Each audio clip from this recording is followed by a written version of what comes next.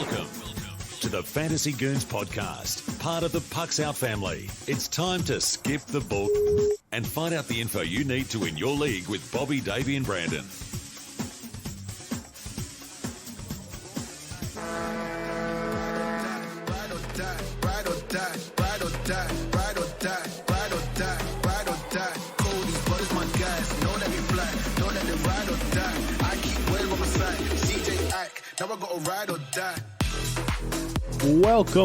Welcome into the Fantasy Goons. I'm Bobby. He's Davey. He's Brandon. Hey-o. You can find us on social media over at the Fantasy Goons. Now let's get you all the info you need to be a champ. How you guys doing this week? Doing good on my end. How about over there? Pretty good. Did okay. I think the only league I lost in this week was to Bobby. Markstrom did not carried lose you over this week. So. Yeah. Said you told us that you did lose. No, I tied. He tied one. That is. I forget. What I said was I almost went 5-0, and then I ended up tying in a Cats league. That's a loss. You lost. Wow. You're a loser, Bobby. Honestly, when I was You when are I was a loser. losing all week, and then I come back on Sunday for a tie. In my world, I take that as That's an L. You L'd up. No. If you didn't win, you lost. Yeah, well, until you tie, then it's like, all right, guys. Well, I didn't exactly lose. I would never bring that up. I would never talk about it, Bobby. Hey, we're doing pretty well. All of us three are doing fairly well in our leagues. Yeah. It's almost like we do this on a weekly basis. Yeah, pretty much. As if we consider ourselves authoritative when it comes to fantasy hockey. I know, right? Which is good because we don't always do really well. That's true. That's true. But all right, guys, let's jump into the news. Ovechkin, McDavid, and Anderson named the NHL That'd be Freddie Anderson. Freddie Anderson. There's probably lots of Andersons. I think everyone knew. Just that dude Anderson down the street. Named NHL 3 stars of the week for October. October for a first month, it feels like the season's like been going on for so long now. Just some team, Carolina went undefeated in the month of October. Yep. Arizona, I don't think Arizona lost in regulation in the month of October. I think they're 8-1 or something like that. I could be wrong on that. It might be a different team. I thought it was Arizona. No, I'm not. I wasn't going to speak to that. I was just going to say Anderson did go 7-0 with a goals against average of 1.29, a save percentage of 0.956, and a shutout. So that's traditionally pretty good. Yeah, pretty good month for Freddie Anderson. If he would have been on the Leafs, it would have been 1-6-0. Probably. Yeah, you're probably right. With a 5.69 save percentage. McDavid 7 goals, 9 assists for 16 points, 7 games played, and Ovi 9 goals, 6 assists, and 15 points with 8 games played. Not really sure why those two weren't flipped because as far as team records go, McDavid's team has been a little bit better, but hard to argue, right? Yeah, that's more than a goal a game right now. So I think that he is deservingly on so. fire. And when you're doing it at that age, it's just insane. Let's jump right into our weekly impressions. I'll get us started with, the Calgary Flames are looking red hot, boys. They look like the real deal right now. I mean, Markstrom is killing it. And it's he's seeming like a great value for his average draft position, which was 21.5. He was the 21st ranked goalie coming into the season, 128th overall ranked player. You said he was the 20-something ranked goalie? When I looked on this morning, so his ADP couldn't have been 21. I think they were considering ADP for goalies. Oh, well. What's the real ADP? Because his ADP when I looked up ADP, killer. I think it was that might have been the round. I don't know, but when I looked up ADP, it said 21.5 was the average. I'll look it up again. Yeah. I got what you're saying. I felt like you were underselling it. He was definitely not the 21 pick off my board in any leagues that I was in. He was actually my third goalie I grabbed in one of my North Dakota leagues. Yeah, 20. So. I would believe round 21 more so than I would an ADP of 21. Yeah, so it says average. It says in Yahoo. So this is very confusing the way they have this ranked. when I'm looking up average draft positions, like Andre Vasquez is 1-1 and then averages 1. So it must be the 21st picked ranked goal. Yeah, just must be doing goal. So the 21st which is a silly way to do it. I mean, yeah. Because that could mean you go in the 7th round or the 20th round. You know, I mean, that's not a very good way to quantify it in my mind. Okay, here we go. Jacob Markstrom, an overall all players, 121st overall, as his ADP was 121. Okay. Yeah, so 121 sounds, that sounds all right. Sounds much. But much he's got a 4-1-1 record, 1.33 goals against average, 0.957 save percentage, and 3 shutouts. Man. Gee, I picked him up in of my 5 leagues. I got him in 3 leagues. Yeah, and I picked him up late. He was like your third goalie or something. Yeah, like that's what he was for me. And I think like 2 of his shutouts came this week. He's paying off to be my best goalie at this point in the season, which is crazy to think about. Yeah. But I mean, who would have thought? You know, it's good for him and good for the Flames. I love it. But all right, Abando, what do you got? What's your impression of this week? That was your impression. I'm gonna let Davey go because I was literally about to type mine up that I've got over here, and I look and Davey has what I was about to type up. So, oh man, yeah, great impression. Yeah, great impression. I got one though. Whenever you're done. So. Okay, well, I'm just. What is happening to Colorado and Vegas? I think that they're just off to a slow start, both 4-4.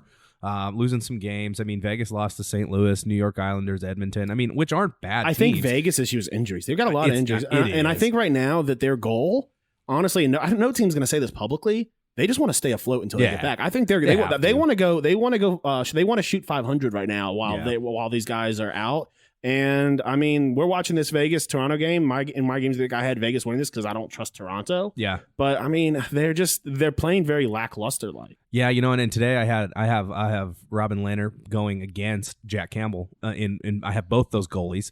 And I was like, do I play them both and just take one win? And, early in the week, I think you have to. And I did, but I could have also played Saros, who I don't even think is playing tonight. Oh, so he is. But he is going to get. I don't know if he's playing, but if he does, I would not play any national. Calgary, I did not play. Calgary's going to light them up. I think they're averaging over 4 goals a game right now. Oh, man, and they're going to pepper the national goaltender. And so, Predators have looked better against better teams. I know, and that's true, and I talk about them later. But I was at that point, and I was leaning Jack Campbell, and right now I'm right. But I don't know. I played them both. Now, if Saros was the only one playing tonight, take the saves. But you got these 2 guys. I would have played them over Used tonight. Exactly. I agree with that. But I think that we're early in the season, so we're seeing 2 teams that are supposed to be great in Colorado and Vegas. That slow starts happen. Vegas, you're right, is injuries. Colorado is maybe a little bit of a different story.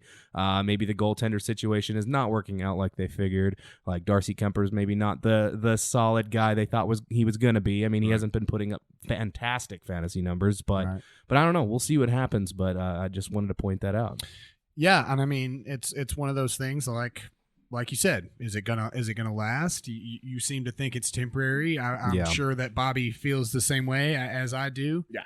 We see it every year, a team that's supposed to be great, and maybe one of these are not temporary. I mean, Vegas has never been a not so great team since we've been watching them play hockey. As much as we tried to make that happen the first year, and the crazy thing is, for years past, and I hate saying it, but for many teams, we would say, well, this is the division you want to have a slump in. But this year, that division's looking pretty good. Looking a lot better. I mean, now that division's the Central you can have a slump in because the Central's looking not great. Right. Yeah, I mean the Predators, who we could all argue that had a rough start to the season. I mean, they're sitting in that wild card spot. Yeah, behind Anaheim. And so it's like a lot of that shuffling around is happening this year. Calgary, I did think that they would look good. Yeah, the Sharks are looking good, but 2 of my bigger surprises, Buffalo and Detroit looking good. Yeah, I mean, does that last? And I mean, they're going to have to contend with Bertuzzi not getting to play any Canadian games all season because I guess all season if he's the lone unvaccinated holdout. I think so. Yeah. Oh yeah, because I think Mackenzie Blackwood he's got his first shot. He's got one. So that's very interesting to me. That just Why is Just get the why shot. why are man. why is the team not having an intern sneak into his hotel room and just jab him with it at night? That's what I'm saying. Like- That's what I'm saying. I'm not even sneaking. You think this dude I'm read just the like as his teammates, I'm just grabbing. Yeah, you think we're just forcing. You think it. he read the fine print in his contract? I mean, they should have been putting that in all Do their we contracts. really believe truly that he's the only one that hasn't gotten it? I mean, do you think that? I mean, I know. they know, Evander right? Kane haven't. Well, I mean, I'm pretty sure that they have to. I mean, And there's- Evander Kane got I caught would passing off imagine. fake information. that's I mean, true. Yeah, I would true. imagine that even your lower end paid players, whether they believe it or not, they really like to those paychecks coming in. They do. And That's so, true. This is a And pretty big paycheck. these guys just want to play hockey. Yeah, So I mean, yeah. it's like just let's do it and move on and play the sport we love. You know? Exactly. So, but yeah, same question. You know, do Buffalo and Detroit continue to look good, or do we see the? I think yes for one of them. I can't tell you which one, but I have a feeling I don't think that both these teams can keep this up. Buffalo's going to keep rocking because they're so sick of the negativity and all the bullshit. See, that's going on. I was going to go with Detroit. You think Detroit? Yeah. I mean, what is crazy is that I'm going to go with both. I think they both. There you I go. think Yeah. they both fall back. So let towards me ask. towards Speaking the of norm. Buffalo, it is November 2nd. Do we think that on American Thanksgiving, Jack Eichel is still a Buffalo Sabre? Thanksgiving? I think I American think- You Thanksgiving. said think American so. Thanksgiving. It's a hockey podcast. Is There there- is a Canadian Thanksgiving, That's which is true. very important in the sport. Is I think there, he though? is. Yeah. I did not know that. Yeah. I was not aware. For many, Canadian Thanksgiving is a huge deal. Did they just copy it from? I mean, because it's like I made up an American holiday, right? Right. I think it's a there different. had to have been a point where like somebody was like, "I like that. I'm in. No, I'm in, gonna yeah. do it." Now I want to look.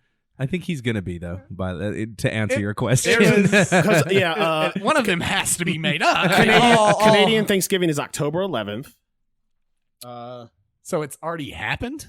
So by Canadian Thanksgiving, yes, I think he will still be a Buffalo Sabre. So the reason that because of the Thanksgiving for both countries has to do with the harvest season. That's why it's about. That's why theirs is earlier because they have a much colder climate. Mhm. So their harvest season is before ours. I never got that from our Thanksgiving. Well, it's also There's a it's in the story. two- There's a whole story behind it. It sounds like you're getting Canadian Thanksgiving propagandized over there. Okay. Okay.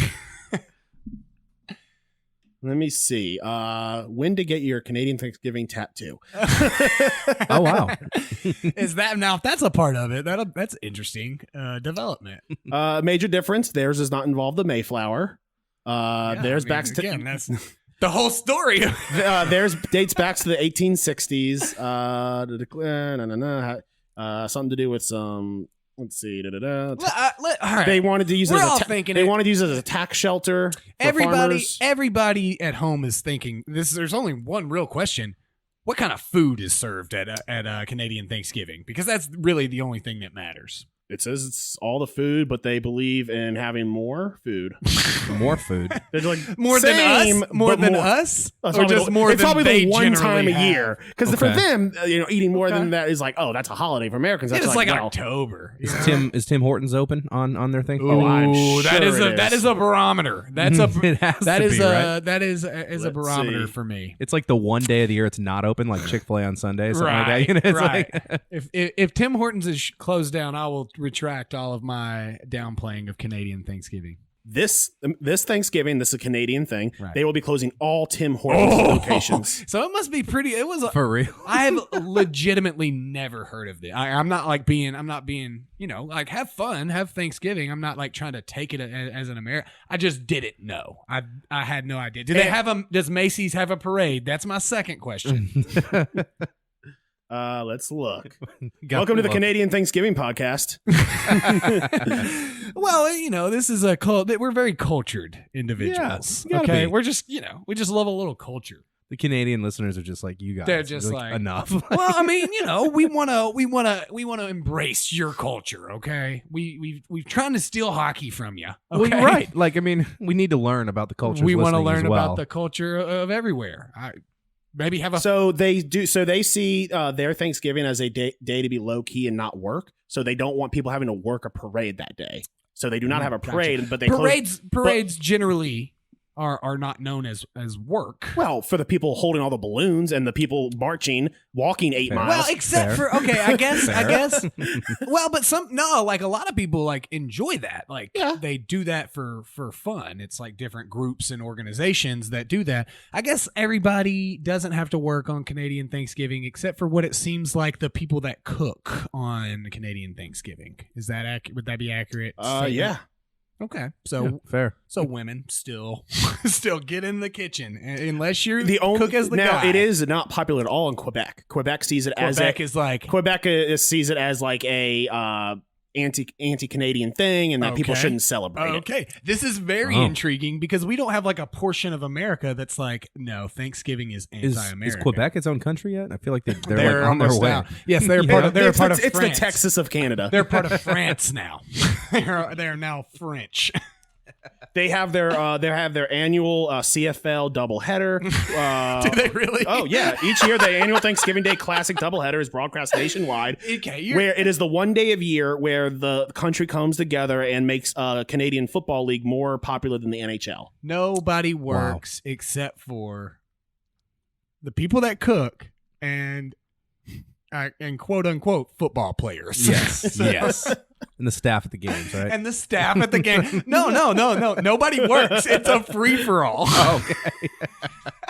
It's like when they pitched this and they were like, okay, but capitalism? And they're like, oh, capitalism. Oh, capitalism. Yeah. You know, they're what? like, not a parade. We can't make money on a parade. They're like, but, They're like, look, Macy's is not interested at all Yeah. to do a parade. We should probably get to some fantasy hockey though. That's probably why most people have tuned out though now. So, were you done with your weekly impression? Just Buffalo and Detroit looking good. Does it last? That was it. That's all I have written down, and we've gone deep into this game. All right, let's move on into our pickups. I'll start us off with Anthony Duclair. He's got dual eligibility at the Wings in Florida. He's spending time on the first line with Barkov and Verhaeghe. Strong plus minus right now. So if you got a plus minus cat, the 26-year-old has 5 goals and 7 points as well as 4 games this week. I think when I looked at him, he was only he was available in like 44%. As is tradition, beginning November, Anthony Deglaire is under-owned, and we always tell you to pick him up about this time. Yeah. So. I do recall this being a thing. This was a discussion that we had last year, and it's always right. So I really like that pickup. He is 39% rostered. Yeah, that's a low amount for what you're going to get from a team like Florida right now.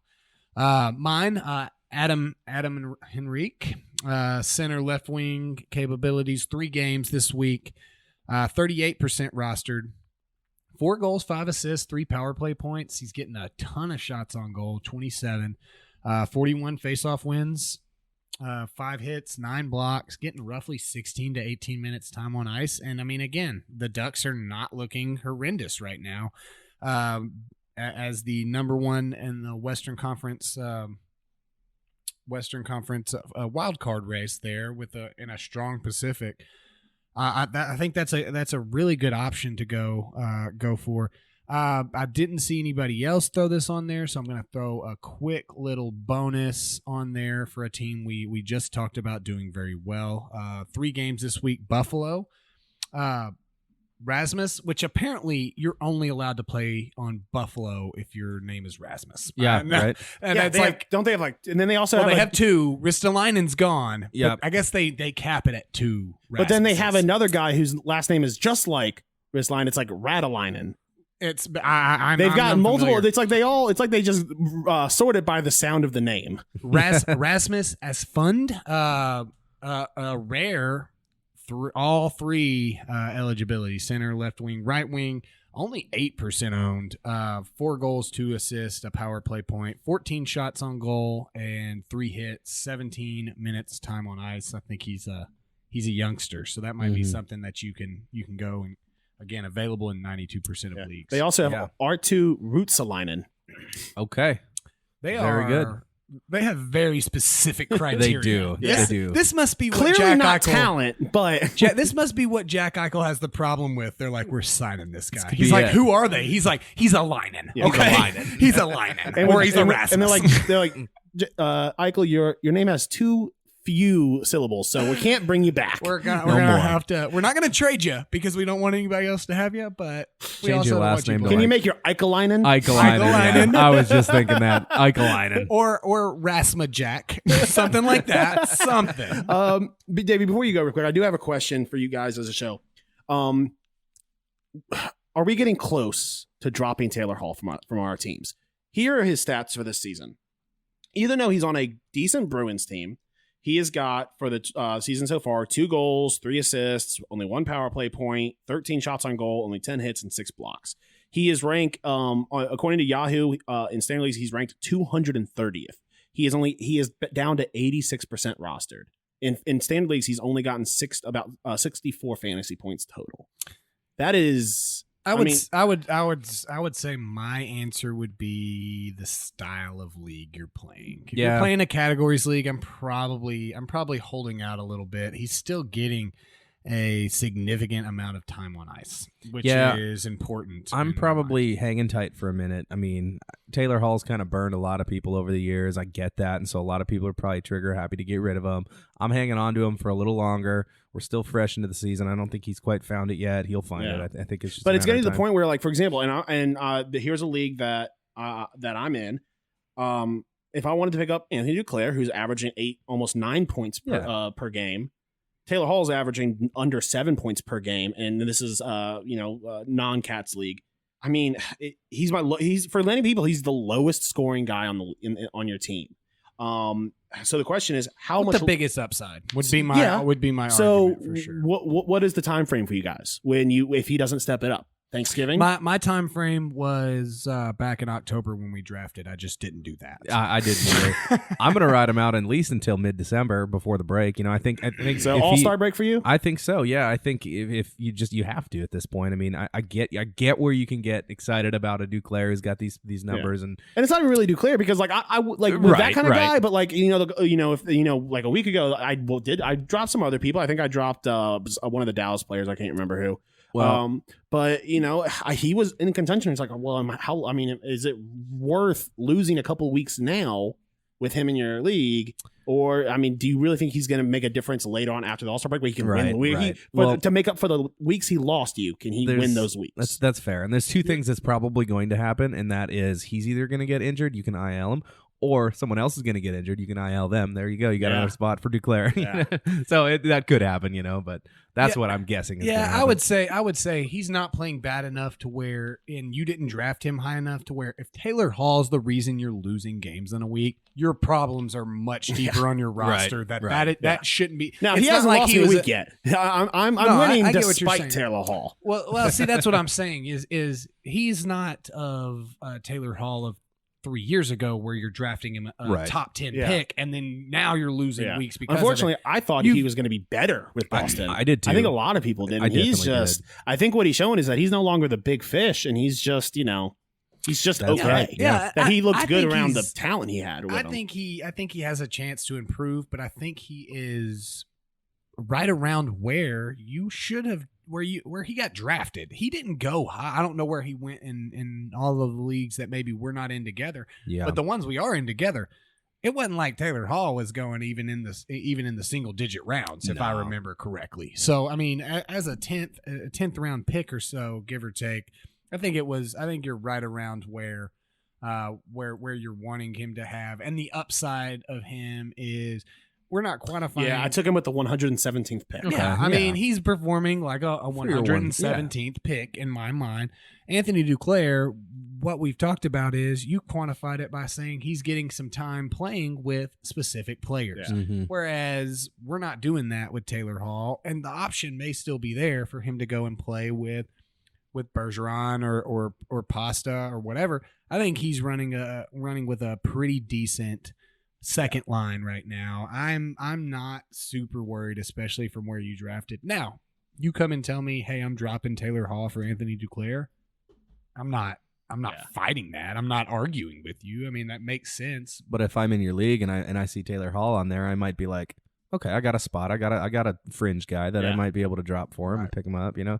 So it's either or really here. But And I guess in my, for example, like on some of my teams, I don't have fringe guys. So like to me, Taylor Hall is that fringe guy That's fair. for some people. But all right, let's move on. I think Dave, you got your pickup.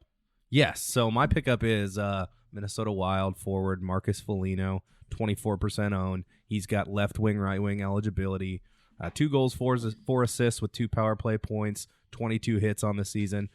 This guy, he's playing first line right now with Eriksson Ek and Fiala, so he's getting first line minutes, seeing a lot of power play time. So I'm expecting a lot out of Felino. He was a guy that I picked up a few times last year, and he actually did very well for me, helped me win one of my leagues actually because of his late surgence. But he's a good. I think he's a solid player. I think Eriksson Ek is actually going up there percent owned wise as well. And then Fiala, we all know Fiala, how he's come to find his place in Minnesota. But I like this guy. I like Felina. Go get him. 24% owned. Left wing, right wing. That helps. So that's my pickup. Yeah. And a guy I didn't mention. Speaking of for Cats League hits, I actually picked him up in our Cats League. Autumn Zub. He's already got he's got 18 hits on the season, 25 blocks. He's 25% rostered. Yeah. And in this categories league, he's ranked 94 for D-man. Okay. So I mean, he's a definitely a deeper one, and I'll probably just pick him up for like a week or two. But don't just guys remember to look out there and Great streaming pick. Yeah, you want to, especially in a Cats league. What I did was I looked at my last couple weeks and saw my weak spot, which was on the hits and the blocks.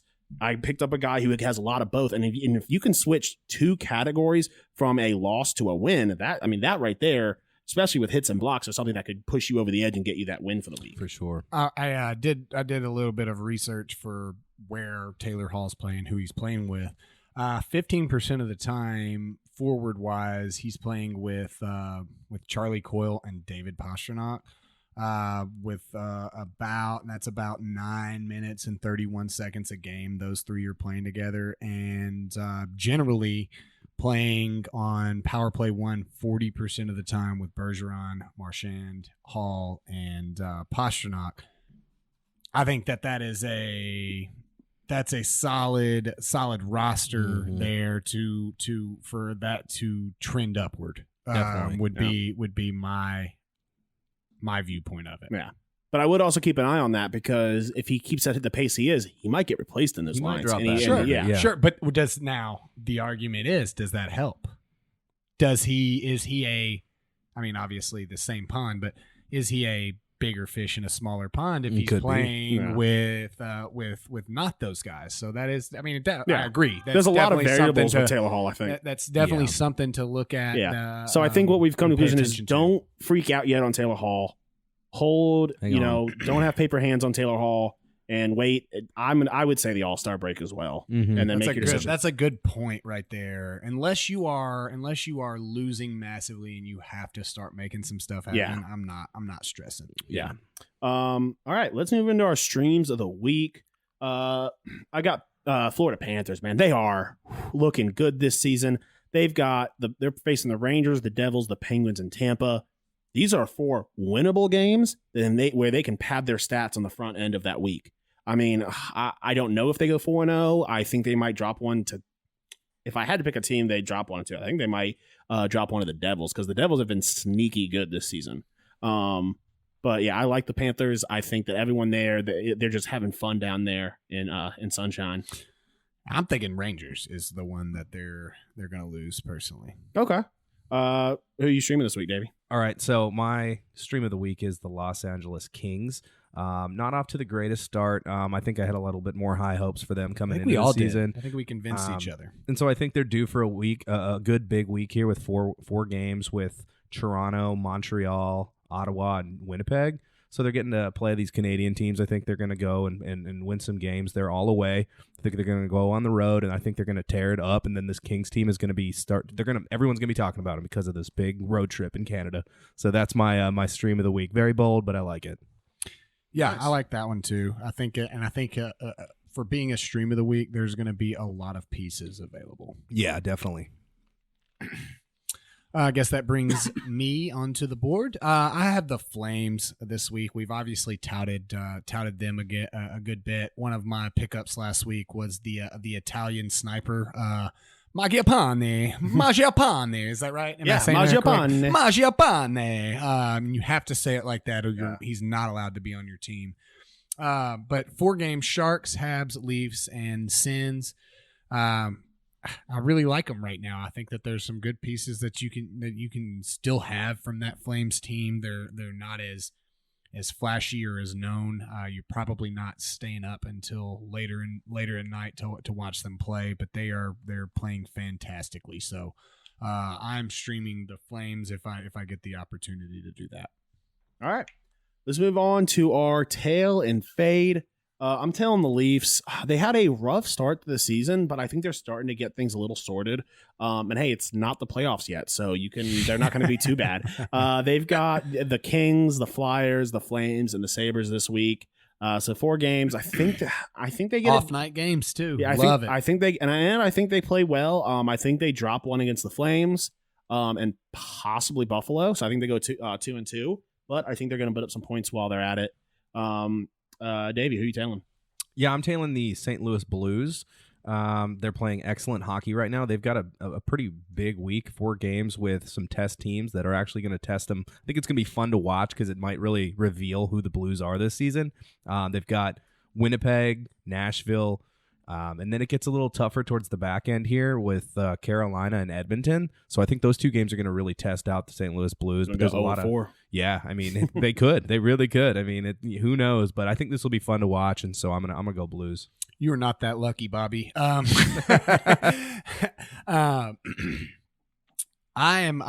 loving Boston. Funny enough, I didn't know you were gonna have the discussion on Taylor Hall and us kind of talking them up. But I'm going Boston. They have 4 games as well. Really, really loving, for the most part, loving the scheduling this year. It doesn't seem like we're having a ton of 2-game. Now, we obviously, as you'll see when we fade, there's a couple. But Senators, Oilers, New Jersey, and the Habs, 4 games, 4 teams that are going to make them have to play a little bit. I think there's some good options to be had. Obviously, as you heard, Charlie Coyle, if he's available, playing with a lot with Pasta and Taylor Hall. Craig Smith probably available in some certain places. So that's who I'm tailing. And then I don't think any of us have this one, so I think I can speak for everybody. 4 games with the Oilers may not be your worst option as well. I think that can be just a tandem. All 3 of us throw in and say Oilers are probably also a good tail option this week. Yes. Yep, definitely. All right. Let's move into tell us who you're fading on. Yeah. For the only reason being that 1 game is a tough option to tail. The Islanders. I mean, if you are obviously don't drop your Islanders, but I'm not seeking out an Islander for 1 game this upcoming week. So they're playing the Devils. I'm sure they'll do fine against them. Still high on the Islanders, but again, I'm not going and seeking out a 1 game waste of an ad. Yeah. Davey. I'm going to go with the Chicago Blackhawks. Only a couple games this week, playing terrible hockey. They got the Penguins and Arizona Coyotes, who are also playing terrible hockey. But I think Arizona's going to beat the Blackhawks. It's going to be a battle of the worst teams right there. It's going to be fun to watch. Yeah, fun is an extremely objective way to describe that matchup. So. I would consider it fun, like I would consider Canadian Thanksgiving, American Thanksgiving. Yeah, there you go. Yeah, I love that pick. I actually had it on my list as an option. Bob? Columbus. I originally was going to go with the Islanders, but I accidentally put the Rangers, and I was very confused. But Columbus, they've got a Friday, Saturday, only 2 games this week against the Caps and the Rangers. Friday, Saturday, for sure, there's going to be plenty of games for you to choose from. And Friday's usually sometimes a full slot, depending on the week. But so yeah, Columbus, I'm just not liking what I'm seeing from them. I mean, yeah, they've got a 5-3 record, but they're very inconsistent throughout the years. Merzlikins might be available in your league, though. Yeah, especially I'm looking at. But are you going to pick him up and start him on a Friday when No, maybe not. Maybe not in a categories league, but in a points league, I might. Yeah. I'm definitely agreeing with you. I really like that pick with those back-to-back games. Though, depending on where you're sitting at on Friday, picking up one of those Columbus guys might be a good option, depending on what's available. Yeah. To get those 2 games right before your Sunday pickup. Yeah. Hey, our water bet's actually looking kind of fun right now. It's actually a fun water. I'm gonna finally lose this bet, guys, that I'm not even a part of, but I continue to win somehow. Dallas is another option that I'm probably fading this week. Only a couple games. Not because not for any other reason other than just 2 games. I mean, maybe some other reason, but 2 games is a killer. Yeah, a killer time to. And playing the Preds and Philly. At least they're off night. 2 wins, so yeah. That's 2 one of wins. the reasons I didn't. I'm I didn't snag them. All right, guys, we're going to get on out of here. Don't forget to join Brandon and I on December 2nd at Mayday Brewery to taste our beer coming out. The Pugs Out Pale Ale. Baby. But all right, guys, have a great week. Peace. This has been the Fantasy Goons podcast, brought to you by Standing Stone Farms. Listen to the boys every week and join in on the conversation on the 3 majors of social media.